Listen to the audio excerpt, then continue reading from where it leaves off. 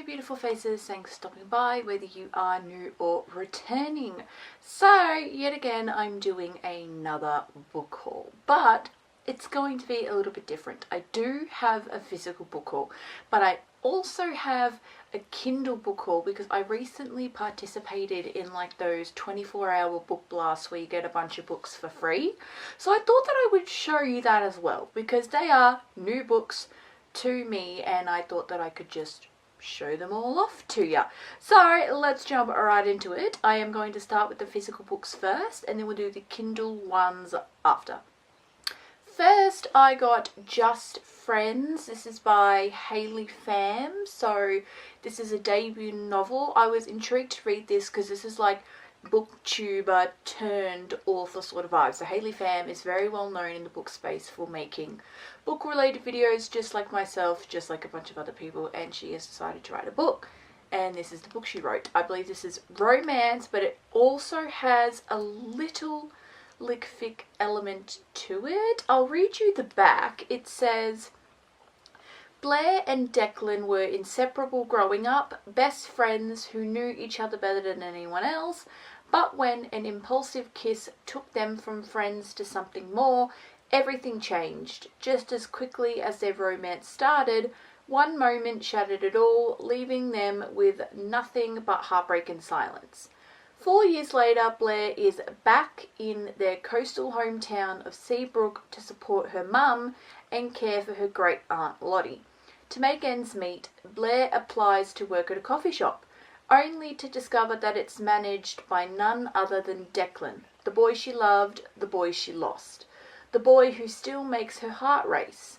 As Blair's path keep crossing with Declan's, old wounds resurface, secrets are revealed, and sparks reignite. But could their future ever be free from the past? So that is what this one is about. So romance, a little bit of litfic in there, and I think this is also spice free. So for anyone who is looking for more of a clean romance, I would recommend this one. This I am debating is going to be the next one that I do for book club. So I'm in a book club with 3 of my in real life mates. They also prefer their romances to be a little more like lower or even just spice free, so I'm thinking of recommending this one. We've all decided that we're just gonna like take turns in who gets to pick the book. I think it's my turn, I believe. We didn't really say like whose turn, like one of my mates picked last time. I think we're just like whoever's got a book to recommend, and I think I heavily want to recommend this one for my book club. So next I got, this is Wild Darling by Alexandra Moody. So this is a young adult high school sports hockey romance series. So it's YA, meaning spice free. This finishes out the trilogy for me. I haven't started the trilogy, but I kind of wanted to read the trilogy back to back, so I just thought I'd buy them all. And I got this in Singapore actually. So this says, he might be her sworn enemy, but perhaps it's better than the devil you know. Parker Darling is ready to take centre ice now that his older brothers have left to play hockey in college, but he shows up to the first practice only to find a new coach at the rink, one who already hates him for a dumb mistake he made years ago, with the help of the coach's daughter, Mackenzie. Kenzie Foster loves hockey too, and she's a ruthless goalie. If only her dad hadn't forbidden her from playing. Not that she'd want to be on any team with that arrogant jerk Parker Darling. She can't believe she's stuck on the bench at a new school watching the Devils lose. But when the team's goalie is injured, Parker's plan turns things around, gives Kenzie the chance to prove her dad wrong. They'll need to work together to reach their goals without getting too close to making another big mistake. So this is an interconnected series, so if you didn't feel like starting from the first one, like you don't have to, like you could just read this one if you really wanted to, because these are interconnected standalones. I think it does follow a group of brothers though, so if you're interested, like the other 2 follow Parker's brothers, but this just sounded so cool, interesting, a sports romance unlike anything I've ever read before, so can't wait to read this at some point. Lastly, I got Where She Went by Gail Foreman. So this is the sequel to If I Stay. So I've not yet read If I Stay. However, I loved the movie. I genuinely loved the movie. And so I do own the If I Stay book. I don't want to read it, but they're very small. Like, these are thin books. They're not like that large. So I want to read If I Stay and Where She Went back to back, and I found both If I Stay and Where She Went at thrift stores, which is pretty cool. So you need to pay like $4 for them. Anyways, I will read the back, but this is going to read like a sequel because it is a sequel. So it's been 3 years since Mia walked out of Adam's life, and 3 years he's spent wondering why.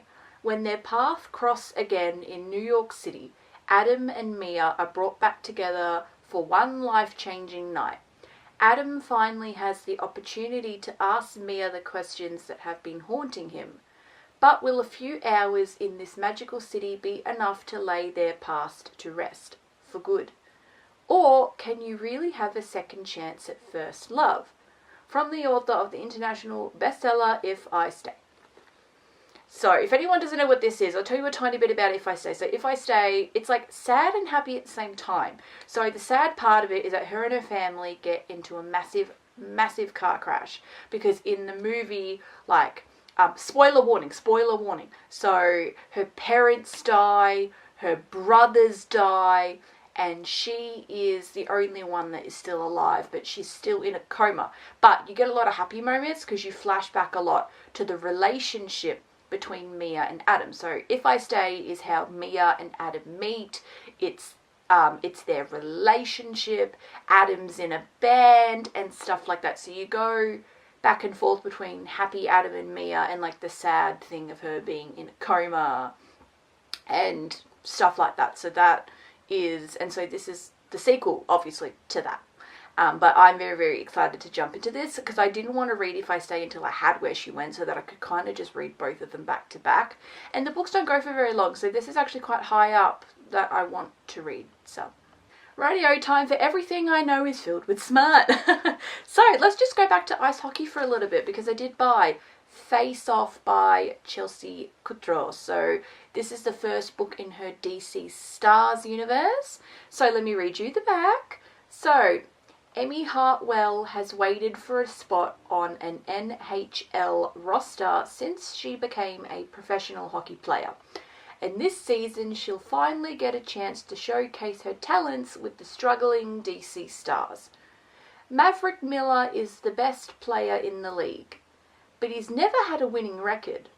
As team captain, desperate to turn things around, he agrees to play nice with the fiery new left winger, even though they're total opposites. After a night of explosive tension that ends in bed, Emmy and Maverick swear it'll be a one-time thing. Just enough to clear the air so they can focus on their game. It's meaningless, Emmy insists, because she doesn't date hockey players, and he's a notorious playboy who doesn't date at all. But just once quickly becomes again and again, and while they promise their friends with benefits that it will end with the season, their chemistry off the ice proves impossible to ignore.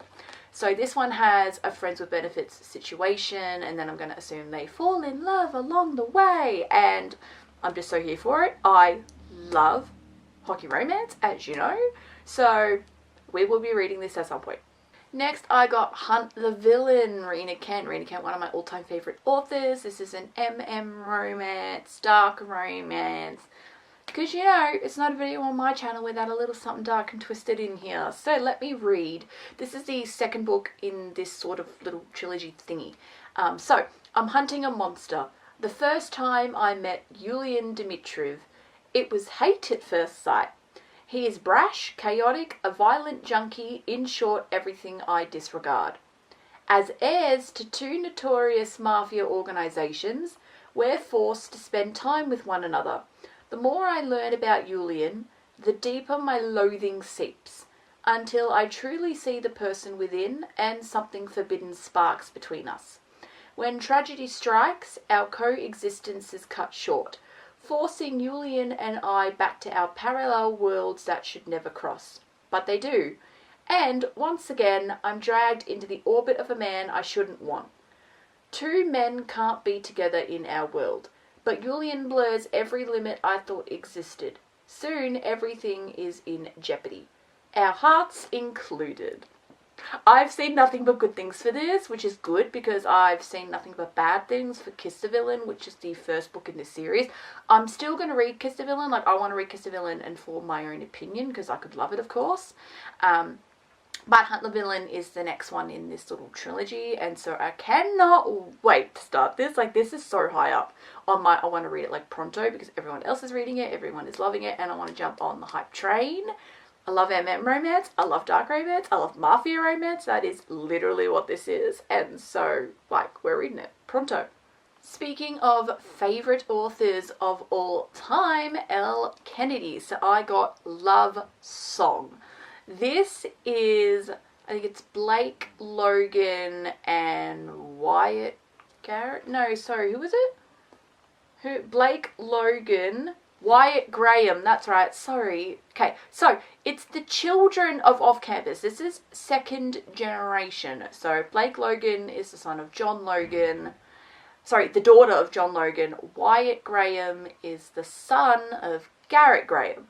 So let me read you the back. Welcome to Lake Tahoe, where one unforgettable summer changes everything.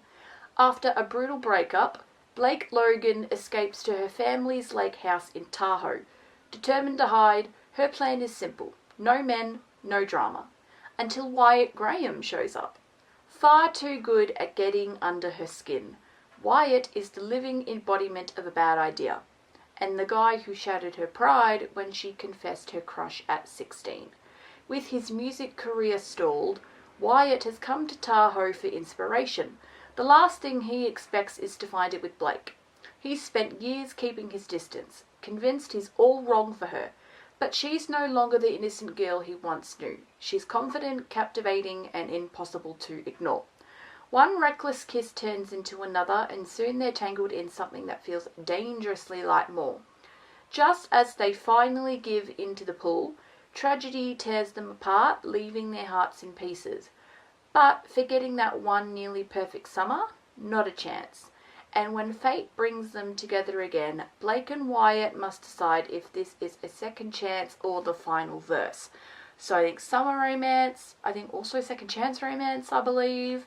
And look, if it's written by Elle Kennedy, I am 100% reading it because I love Elle Kennedy, one of my all-time favourite contemporary romance authors. Like, I just love her and her writing so much.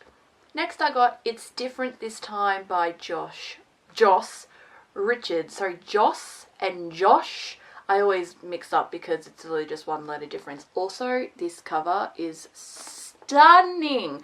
Also, I think this follows like people that work as like news reporters falling in love, and it's set in New York, so like it was so up my alley. I have not even read the back myself. I'm going to read it to you now.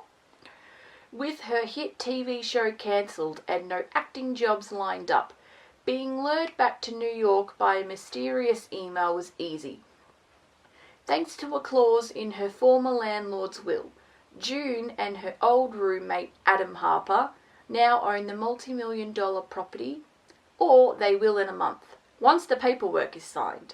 June and Adam are stuck together for 4 weeks, which would be fine if it wasn't for the fact that they haven't spoken in 5 years. But this is the opportunity of a lifetime, and once it's over, she can return to LA and forget all about Adam, New York, and everything that went wrong in their friendship. Through shared meals and late-night conversations, old wounds and long-buried sparks resurface. It soon becomes strikingly clear that June and Adam have unfinished business. Second chances are always a risk, but maybe if they are finally honest with each other and themselves, it could be different this time. Okay, so I got it wrong. I thought this was about 2 people who worked in news reporting, but I think that's something else that I have that's about people in news reporting. I knew it was something to do with television though, and yes, I'm correct because June's in television. Anyways, it's set in New York, and I love stuff that's set in New York. I know that's cliche, but can't help that I love anything set in New York, so I want to read this. This is second chance romance by the sounds of things. And I don't read a ton of second chance romance, even though I've actually got quite a bit of second chance romance in this haul today. But Who knows? It's not that I dislike Second Chance, I just genuinely haven't read that many of them, so maybe this is my sign to start reading some more. So next is Daddy Issues by Kate Golden. I mean, the book was literally called Daddy Issues. Like, come on. And I got this one in Singapore as well. So, because I got 4 books when I went to Singapore, and this is one of them. So, at 26, Sam doesn't feel like she's living the adult life she was destined to have. Rather than enjoying a thriving academic career in an exciting city, she's working a dead-end waitressing job, navigating a situationship that's both toxic and intoxicating in equal measure, and living in her mum's condo. At least it isn't her basement. Her mum's new neighbour, Nick, is the ultimate grown-up. His 9-year-old daughter, Kira, is his world. Her happiness, his only priority, especially in the wake of his divorce. There's nothing he wouldn't do for her. Sam has zero interest in an ultra-dependable guy pushing 40. And frankly, she's a little afraid of kids too. But with just one thin wall separating the condos, Nick proves difficult to avoid. Soon, Sam's unexpected connection with Nick heats up, and before long, Sam finds herself falling for a man whose life couldn't be more different from her own. So, single dad romance and things like that. However, I think this isn't going to be Single Dad and the Nanny, because Single Dad and the Nanny I just find so annoying. Now, I've not even really read Single Dad and the Nanny, but I already hate Single Dad and the Nanny because I feel like every single dad book now is like Single Dad and Nanny. Like, name a single dad book that isn't Single Dad and the Nanny at this point. Well, except for this book that I'm showing you right here, which is really, there's 2 reasons why I want to read this. Because it's Single Dad, but it's not Nanny. So, different. Also, it's literally called Daddy Issues. So of course I bought this. Like, of course I bought this. It's called Daddy Issues. I think that's kind of iconic. And I'll be reading this one. But I feel like everyone's just doing Single Dad and the Nanny right now, and it's just pissing me off because, like, can people not come up with their own ideas? That might be me being a little bit too judgmental, but I just get, like, there's just so much Single Dad and the Nanny out there that I'm getting, like, it's turning me off from ever wanting to pick one up, purely because there are just so many, and no one else can do anything different, except for Kate Golden, which is why I picked it up. Another dark romance, and another one of the books I bought in Singapore, Game On, Navessa Allen, 3rd book in her Into Darkness series. I read Lights Out and I fucking loved it. I'm still yet to read Caught Up, but I'm obviously going to read that, and then I can pick up Game On. So this is book number 3 in her interconnected, like, dark rom-com sort of vibes. So, I hate that woman. Tyler Newman has spent years looking for his father, planning to destroy him. He'll manipulate whoever he can to extract his revenge, including Stella McCormick. She's everything Tyler hates.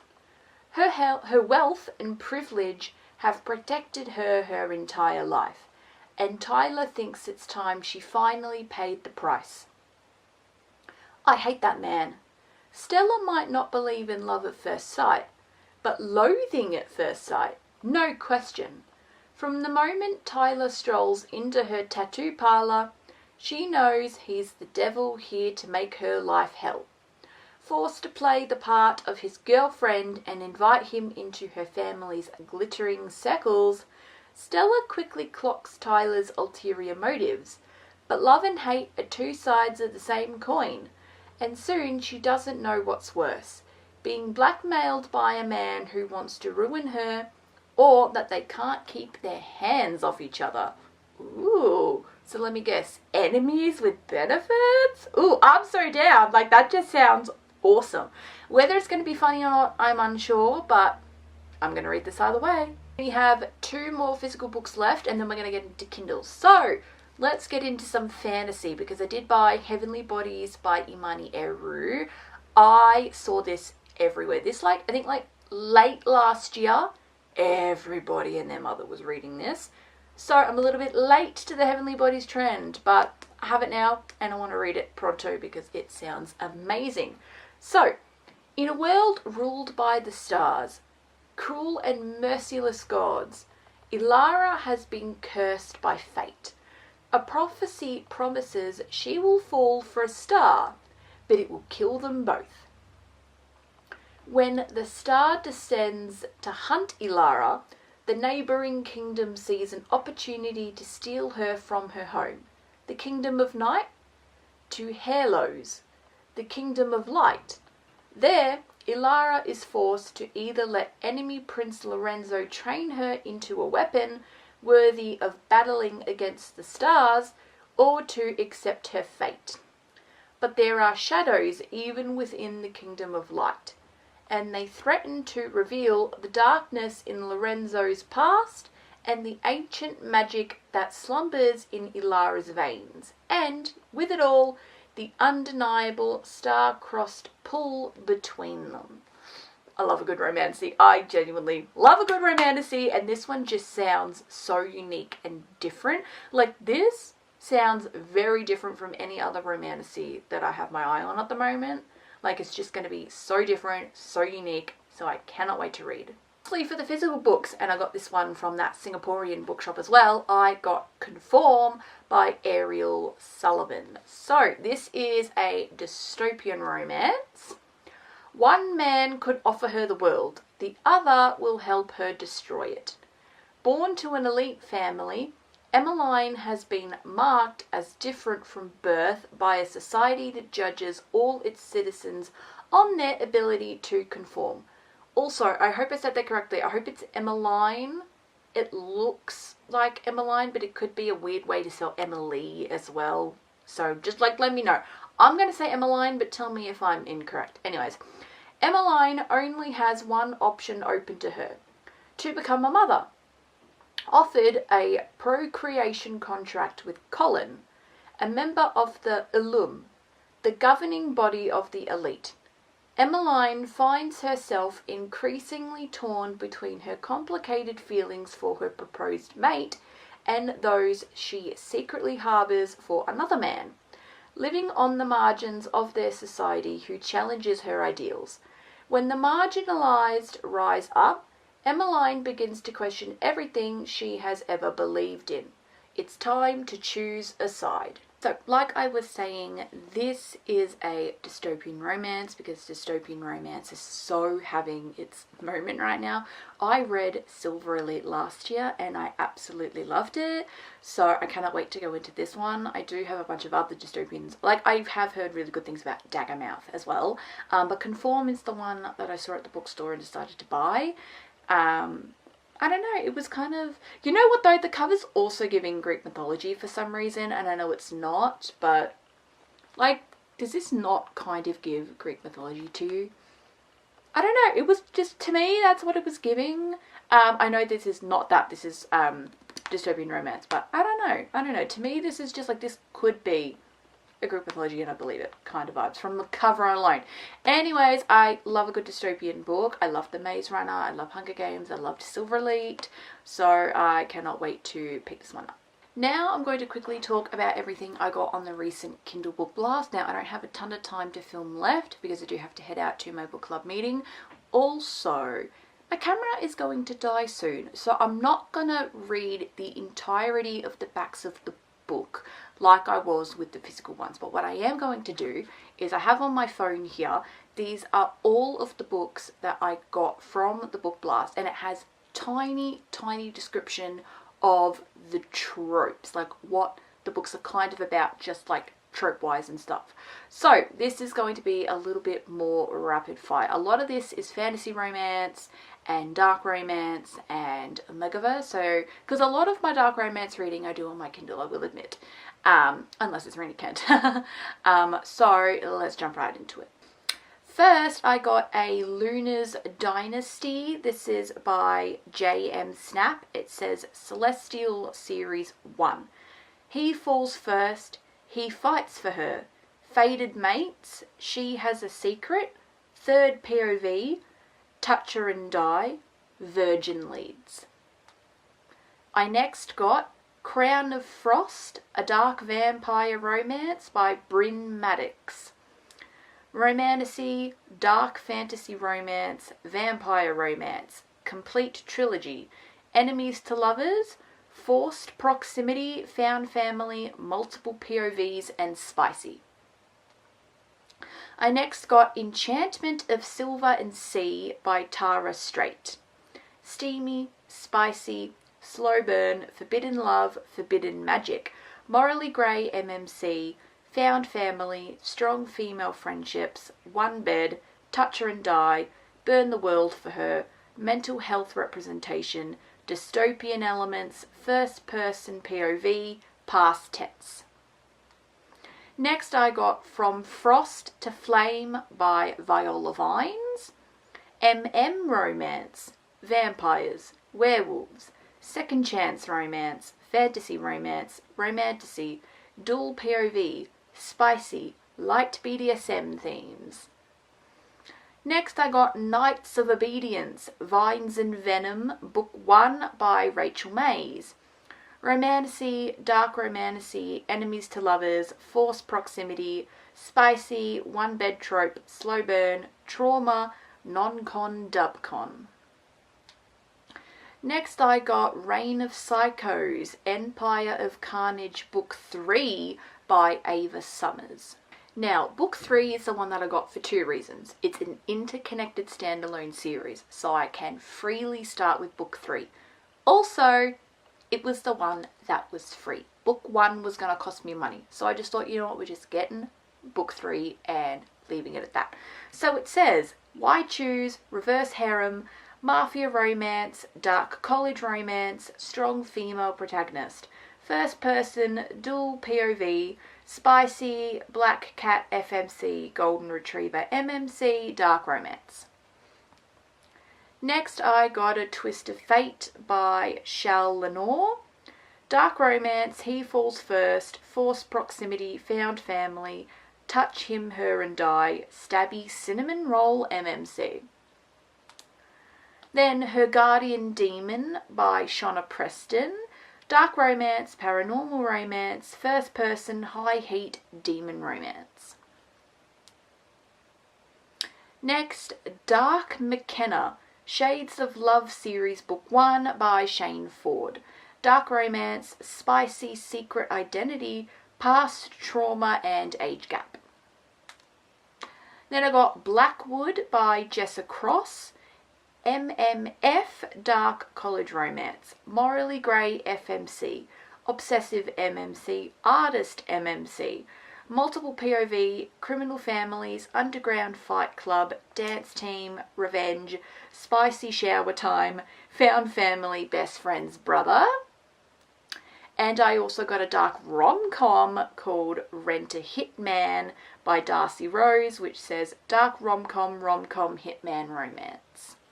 So that is everything that I got in the book blast. So I have 3 more books to talk about because I bought those on my Kindle but not from the free book blast. So I decided to just purchase these on my Kindle of my own thing. So first I got Take the Risk by Bree Hayden. So this is the second book in her hockey romance universe.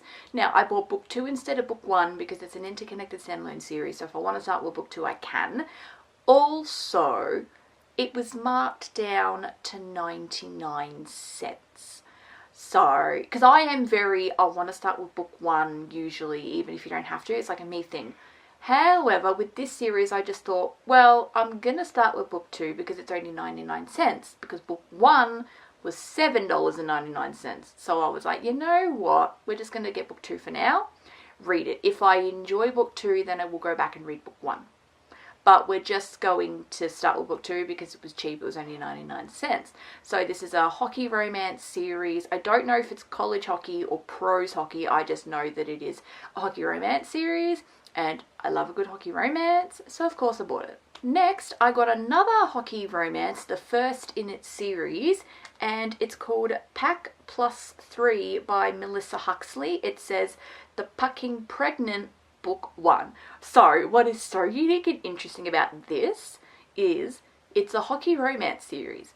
It's also a megaverse. Like, are you kidding me? Are you kidding me? That just sounds so interesting and unique, because I'm sorry, you take a hockey romance series but you also add a megaverse to it. Like, are you kidding? Are you kidding? Like, I'm so reading it. This is so high up on the I must read it now because, hello, it's a megaverse hockey. That is two things that I'm obsessed with. I love a hockey romance. I love a megaverse. So I am 100% reading this one. The last and final book that I got is called Vengeful Gods by Elliot Rose, part of the Port Macabre series. Now this is a dark Why Choose romance series which I saw. I've had this saved. Like, I want to buy it since 2024, and recently I just decided to bite the bullet and buy it. So, dark Why Choose romance. What got me onto this is I saw a TikTok of the author herself. She goes, I just want to read a book where a girl has multiple boyfriends and those boyfriends are also boyfriends. So I wrote it, and it's called Vengeful Gods, and I was like, oh my god, like, for some reason it took me 2 years to buy it, but I've got it now and I cannot wait to read it. Probably going to be very high up, like I'm probably going to read it pretty soon because of the fact that I have been wanting to read this since 2024 and I only just bought it now. But I have huge interest in it because I love a good, like, complete swords crossing. Because I've read Why Chooses that are 0 sword crossing, semi sword crossing, and complete sword crossing. And my favourite is complete sword crossing. They are my favourite ones where everyone is just together. It's just a poly queue, like a girls with 4 guys, for example, and all 4 of the guys are also together. Like, that is my favourite. Not that I don't, like, I've read ones where there's not even sword crossing, and I've read ones where it's like semi sword crossing. I obviously enjoy those as well, but like the creme de la creme, in my personal opinion, is when everyone is just together. So I'm very, very excited for Vengeful Gods. Well, that is it. Thank you for watching. Hopefully you enjoyed. Let me know if there's anything I showed you in today's haul that you have read and you think that I need to read pronto. Let me know.